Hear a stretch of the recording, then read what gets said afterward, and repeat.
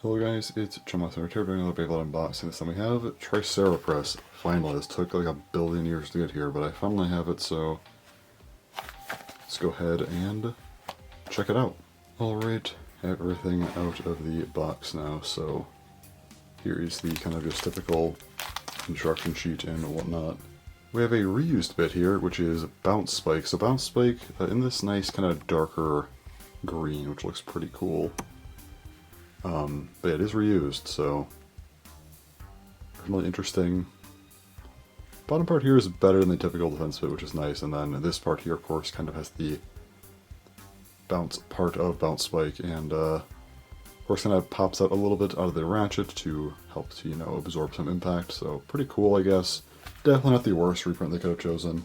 Now for the Ratchet, we have M-85. So this is kind of a 5-sided Ratchet. We have this metal part here, which is interesting. I wonder if this is how they're going to try and balance taller Ratchets. Are we going to get more metal ones for these to make them heavier to try and promote taller bays? I don't know. That looks pretty cool, but yeah. Hopefully we don't get them on short Ratchets, because then it's just, you know, power creep, but we'll see. Pretty interesting though. First of its kind, so yeah. And then for the blade, we have TriceraPress. So nice dark green under here. I got the gold for the gear chip. Looks pretty decent, I would say. Only downside is it is a BX base, so you kind of don't really get anything going on here at all.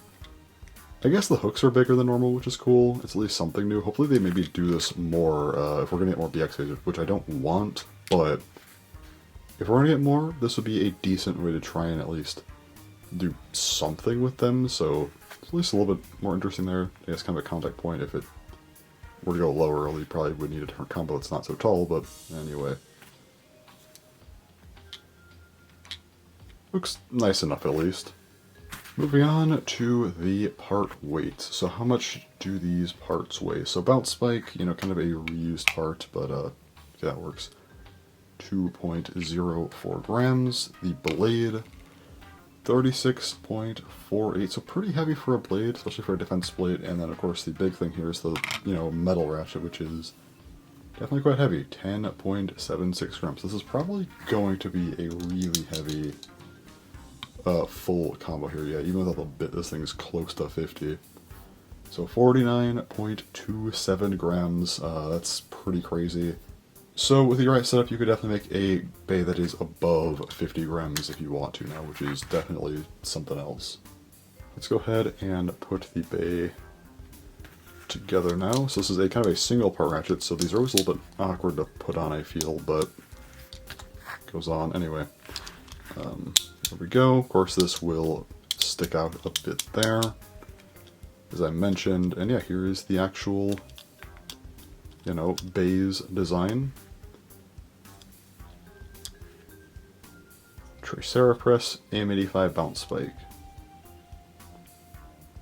So, looks pretty decent. I'll at least give it credit for that, but yeah.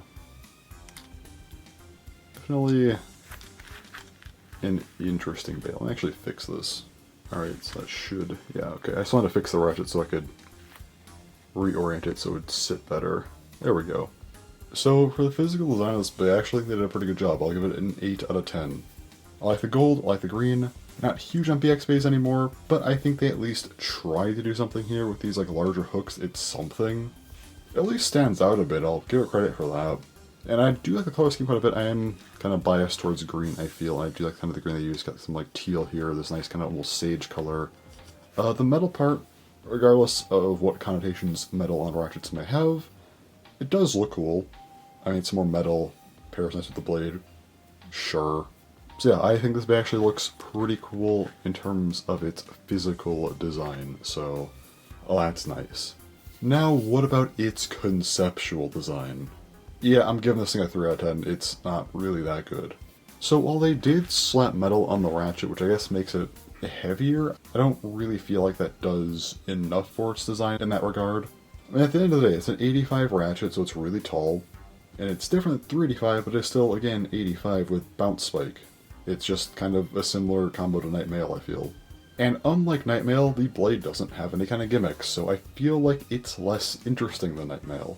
I mean, it's heavier, sure, but again, I don't know, I just don't really agree with it. I guess you could say that for any bit that reuses a bit, and that it's too similar to whatever bit came with that bit, but I kind of don't see the problem with that argument.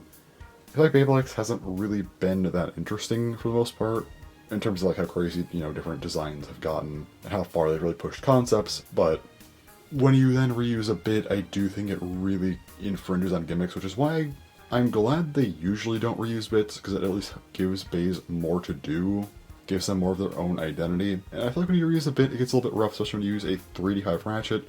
Well, in that case, it does really get close to Nightmare, which I don't like. And again, this is a BX blade. I'm probably going to start lowering BX scores quite heavily at this point. Unless a bay really goes crazy, like Whaleway for example, they're probably going to not breach a 5. Even a 5 might be generous. I'm gonna say right now most BX bays are probably gonna hit 3 or 4. Because the blades just don't do anything. You don't really get any customization like you would out of a CX blade, and I have my own problem with the CX. But at least there's more to do, and that definitely is going to be the future of Beyblade X. They're probably going to keep the divided blade concept and probably use it in different ways, so I think they should try to build on that and try to fix it, hopefully. And obviously UX I think generally is more interesting, so yeah, I'm not going to be too kind to BX bays unless you do something, again, really interesting that at least warrants its existence, and I don't think this really does. Yes, it does look pretty cool, which is nice. And again, the hooks at least try to do something a little bit different, but I don't think it really does quite enough. And I think they're really banking on M-85 to really try to carry this bay because it's a new concept, and I think we're going to see something similar next month with Samurai Caliber and Merge.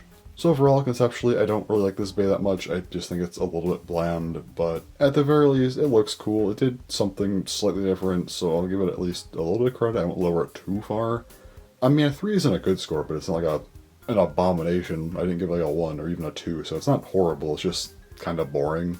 But yeah, those are my thoughts on TriceraPress. It just kind of exists, and I don't really care all that much for it. But hopefully later this month I get my July stuff, and hopefully that doesn't take nearly as long, and assuming it doesn't, then should at least have some more interesting videos to talk about those bays since they have a little bit more going on. But anyway, that's all for this video, so thanks for watching, and bye-bye.